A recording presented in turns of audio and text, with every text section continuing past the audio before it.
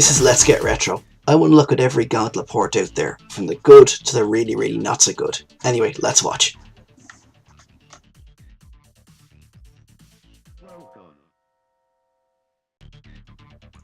Hey there.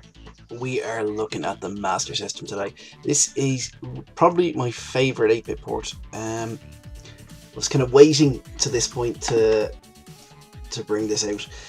This came out a couple of years after the other ports. It's 1990. Tengen. Tengen basically being an offshoot of Atari games. So, you know, there is a big link between them and obviously Atari. They also did the Mega Drive version, which is either called just Gauntlet or Gauntlet 4, depending which part of the world you're in. So I'm going to be looking at that as well. I'm going to be covering it as Gauntlet 1, and then I'm going to be covering it again much later on as Gauntlet 4, so covering all the bases there. Anyway, this is the Master System port. Now, I love the Master System. I just, like I said, the Master System was didn't really sell much in the States, didn't really do that well in Japan, but in Europe and other parts of the world it was pretty big. I mean, it wouldn't have been as popular as the home computers, but it would have been neck and neck with the NES. Oh, sorry, I just adjusted the focus a little bit there. It would have been neck and neck with the NES in, you know, Ireland, the UK, Europe. It was huge in Brazil. As far as I know, South America, it was very big as well. It was you know, kept going for years. But it's kind of the plucky underdog. You know, a lot of US kind of retro gaming sites just you know, dismiss it out of hand. Like, oh no, it was a failure. But it was a really, really good machine. This port, barring the, you know, without going to the 16-bit machines like the ST and the Mega Drive, it's my favourite. It's not quite arcade perfect. I thought it was, but I'm looking at it with a fairly critical eye now. The palette for the characters isn't quite up to arcade standards. Some of the floor backgrounds are a little bit kind of lower res than maybe when you look at the ST version later on. But it's very, very, very good, very playable.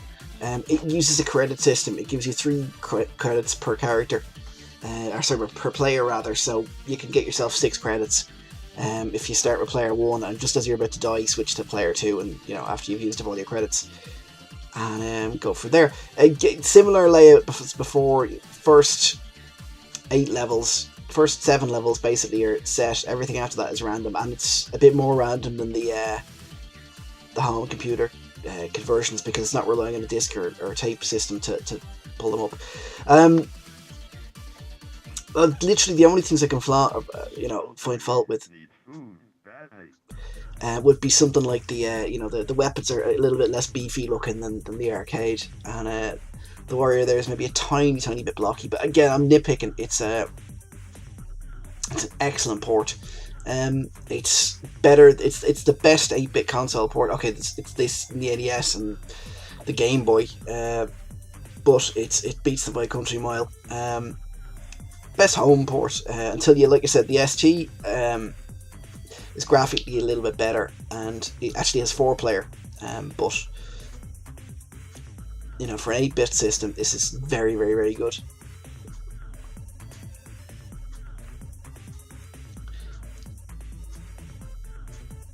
Now, this is the second time I've done a playthrough on this. I'd actually recorded a video for it, but it was just I'd actually recorded it to my capture system, but it just came out really, really badly for some reason, so I decided not to use it. It's actually the little bit at the start of the video where I kind of talk about the different versions, you know, that's actually footage from it there, but it just came out really badly. So I just decided to redo it from scratch. Now this is that level I think I did on the was it the Commodore or it was one of the ports where it scrolls back and forth. There's a fair bit of transporter stuff going on. Oh, there we go. Now let's see if I can telefrag death. There we go. It's just a weird little glitch there. He looked like he had a blue nose. I think it was just his just his hand or something was in the way.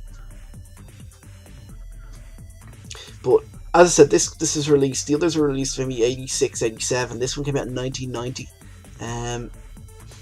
I think it was before the Mega Drive port. But it was one of those games I actually had this because I've always been a huge Gauntlet fan, and I had the power-based converter for the Mega Drive, and used to basically play this on the Meg. Yeah, so I'm pretty sure it came out before the Mega Drive one was fairly readily available. Like I said, if it had 4-player and the graphics were slightly better, for one or two things on the player characters, it'd be perfect. But as it is, it's pretty damn close.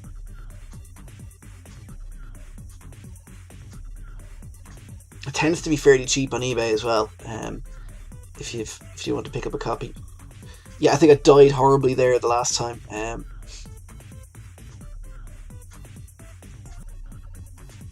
I've noticed the level layouts are a little bit different on this. You get some. It can be very. What's the word I'm looking for? Very generous with food as well. There's a couple of levels where. Oh, excuse me. This is what happens when you try and record videos at 2 in the morning. A couple of levels were really generous with food when I was playing this. You were nearly able to recoup a good chunk of your health back.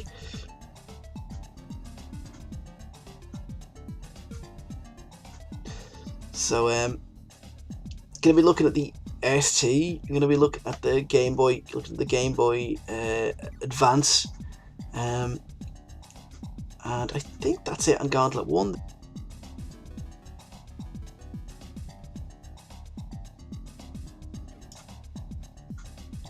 Now, the eagle-eyed of you may notice my health has suddenly jumped up. I had a very slight issue.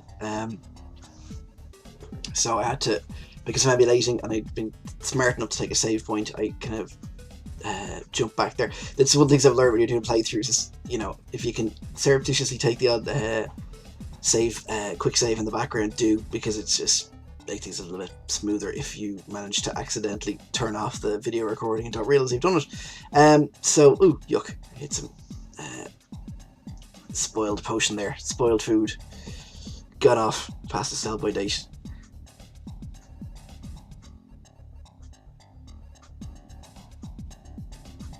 So, Master System is in the bag, and oh, no keys. Going to be looking at the ST, going to be looking at the Game Boy Advance, going to be looking at the Game Boy, going to be looking at the Mega Drive, and I think that's it. I'm going to take a break after that before I jump to Gauntlet 2. Partially just to stop me going insane, and partially because some very inventive guys out there have come up with a kind of homebrew Lost Levels, if you like, version of Bubble Bobble, the arcade ROM. So it's a kind of remix. It has lots of arcade versions of some NES and Master System. There's NES stuff in there and a few other things. See, this is it. Master System never gets enough recognition out there, folks, because the NES is swallowed up all the glory. It's like I said, it's one of those things that bugs me. But I'm reading through. There's a book called Game Over, which is pretty. It's a pretty decent book on kind of covering the history of Nintendo. Well, the bits between, say, the 80s and early 90s. But it just literally goes, it mentions the Masters and just kind of goes, oh yeah, it was a failure and the games are all rubbish. And it's just lies. You know, the American gaming journalists tend to just completely discount the system, which is a pity because it's a really, really cool one. Anyway, I'm ranting again. And I'm running around in circles.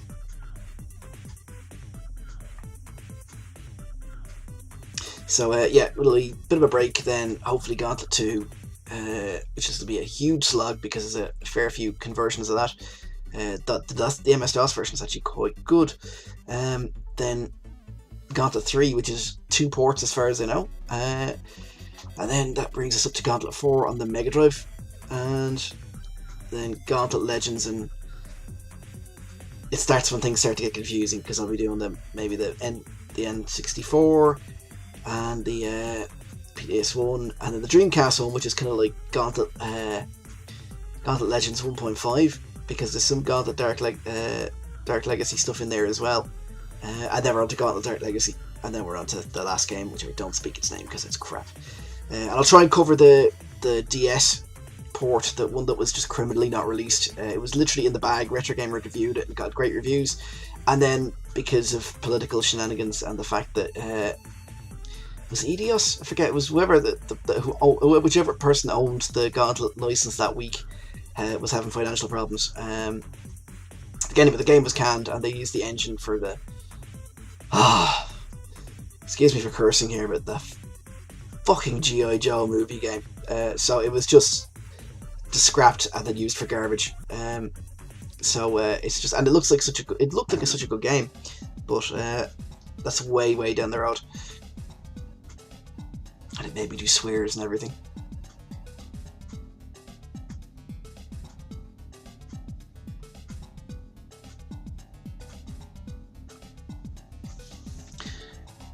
Now, I'm trying to avoid triggering all those rooms in there, because it's not going to end well for anyone. Okay, I think I have to do it.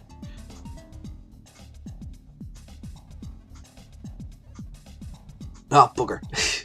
Waste of a key there. Run for the exit.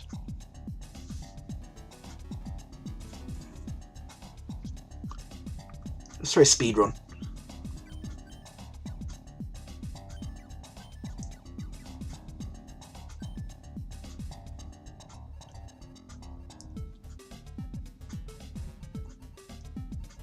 Okay, let's see if I can find the exit.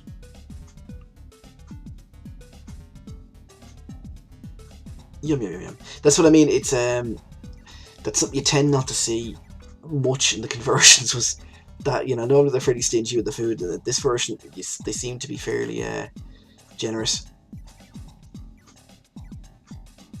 Although usually in a Gauntlet game, when you see that much food together, it's a trap.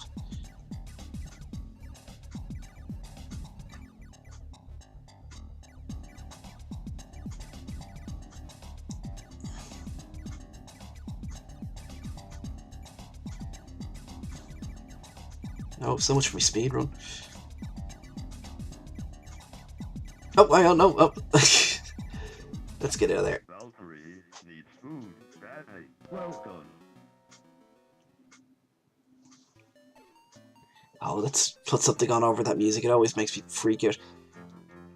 The trick to this is, and hopefully you don't fail, but the trick to this is not to bother collecting them. Just, you know, incidentally collect the treasure, but just be constantly running, looking for the exit.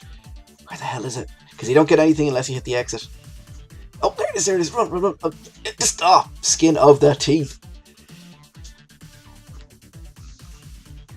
That's good. I was hoping I'd come across a treasure room in these, because they're few and far between, and one hadn't cropped up during the playthroughs, so... Okay, that's a speed run. Sorry, I should have had a bit more look at that level, but let's see how far I can get into this. No, this is not going to end well. I think the Mastersystem version was a bit more liberal with the levels. Why isn't it? Oh yeah, it's a bit of a delay actually. Let me open the doors there. I think what's happening there, by the way, the reason you gotta wait is I think you've got to wait until one door is open completely before you open the next one. Normally that's not an issue, but if that one's going around the entire level in a big boundary, then you have to should have grabbed that health on the way down. It's got to wait for it to completely, you know, disappear before it'll let you do the next one. So shots now hurt other player because it's only 2-player. So anyway folks, that's the Mastersystem. Done, dusted, cat is in the bag.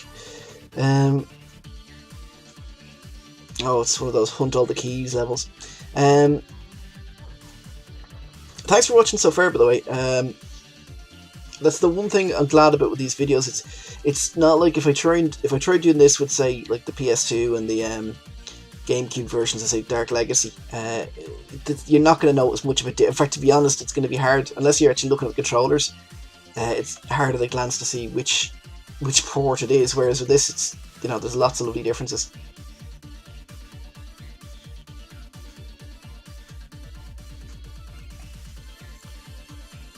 I did that intentionally, folks. Yeah, there we go. In. Ah, the second treasure room. You know, as I said, the trick is just to randomly keep running, head in one direction, and then just, you know, don't stop to try and get treasure if you can. Well, I just did it there. It's a hard habit to break. Just keep running and running and running until you see that black box, and just point yourself at it. Charge.